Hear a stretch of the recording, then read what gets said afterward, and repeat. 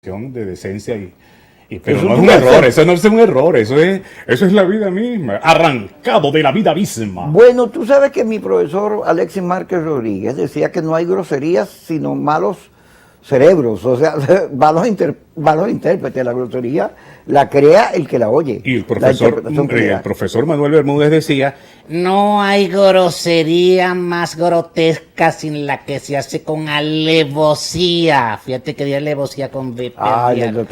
Y cuando se trata de esta cosa, sencillamente el lenguaje coloquial, desde luego, cada lugar tiene su... Mira, estábamos hablando de Chivo Negro.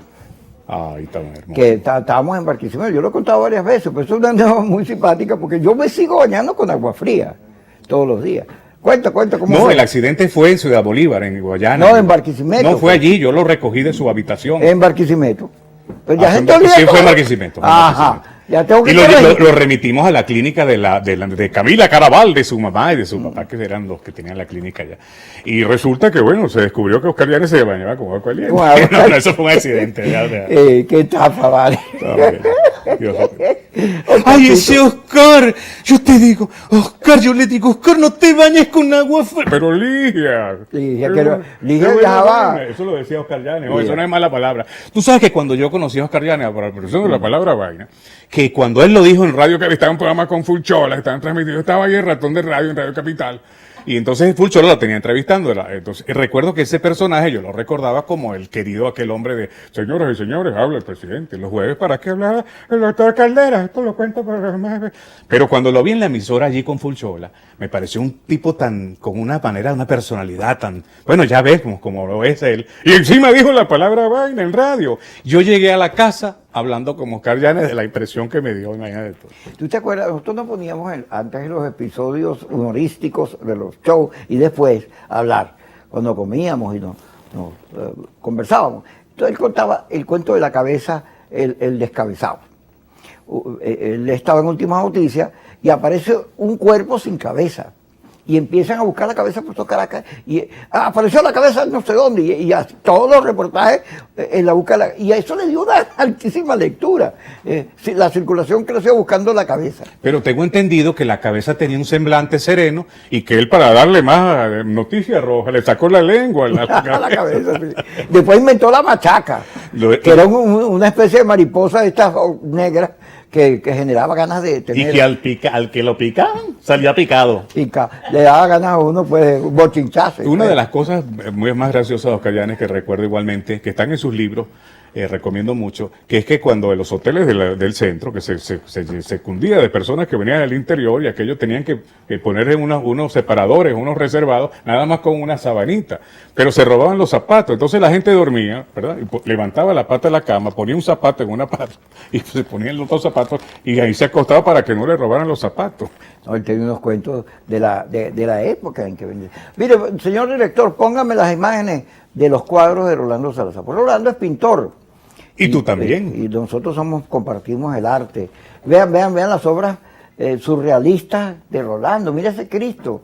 Wow, ¿qué tiene en el medio? Ese Cristo es un chorro, porque es agua y misericordia, es una representación gráfica de esa. Pero tiene bastante detalle, ¿no? Ahí está, mira, está, ese es como Dalí. Claro, es surrealismo. Eso que está ahí es una alegoría al Quijote, donde él tiene una perinola. Ese cuadro del reloj con las pelvis se mostró en la primera bienal que hizo el Museo Alejandro Otero, cuando se inauguró el Museo de la Rinconada. Hicieron ese llamado y yo puse ese cuadro. Son cuadros de gran forma. ¿Tú vendes esos cuadros? No, fíjate que todavía están ahí, pero se venderán. Se venderán, sí vendí cuadros. El Centro de Arte Contemporáneo que estaba en el Centro Ciudad Comercial Tamanaco, no sé si recuerdas cuando se inauguró el CCT, que había una galería muy linda. Sí. Ellos me representaron por mucho tiempo, el señor Antonio Parodi, y yo vendí ahí unos Juan Vicente Gómez, allá de su tierra. ¡Allá, Bochito!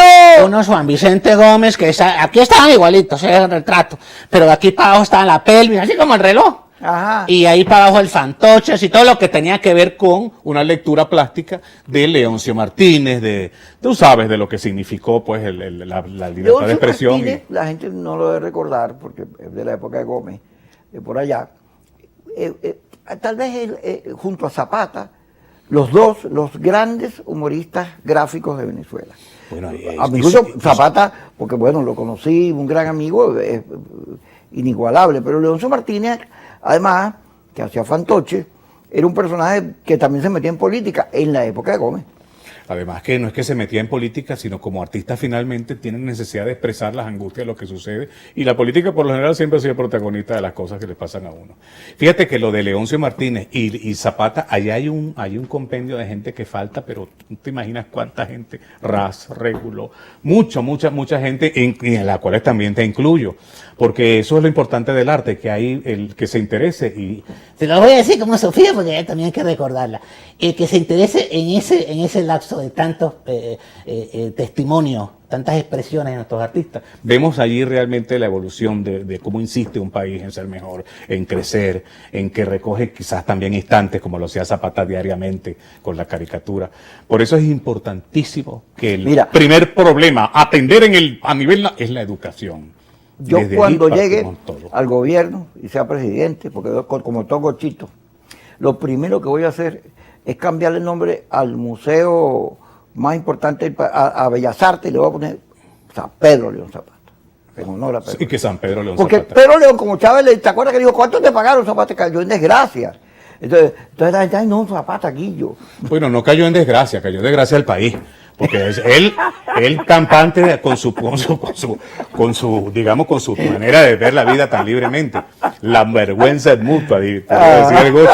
Mira, pero la verdad es que los artistas en su plenitud, a Dios gracias, en medio de, digamos, el revanchismo que se tiene con la vida cuando no lo trata bien, cuando no se le reconoce, en fin, diría Raúl Amundaray, no sé, él persiste, está en su mismo principio, en su misma intención de vida. ¿Tú te acuerdas, a la gente que ve el programa, que Raúl Amundaray, que Claudio echaba un chiste de Raúl Amundaray, yo se lo eché aquí pero no quiso echarlo, no le dio cosa fúdica, pues le puso todo conservador, tampoco lo vamos a echar. ¿Quién sabe qué le habrá ¿Te acuerdas hecho? cuál era? No. El de Lila Morillo. Claro, ¿cómo voy a contar eso? Chito. Será para que el Puma venga. Bueno, aunque el Puma no tiene tanto No, el reparo, Puma hermano. no quería Lila Morillo ni a la tía. Es verdad. El otro día le preguntó a un amigo, oiga, por aquí hay una carta que se están quejando de usted, Liliana, Lili, esto es con usted. Liliana, Lili, hermano. No me suena, no conozco a esa mujer. Es un chiste. Pero el chiste, fíjate, cómo recoge parte de lo que es la verdad. Chiste. ¿Tú sabes?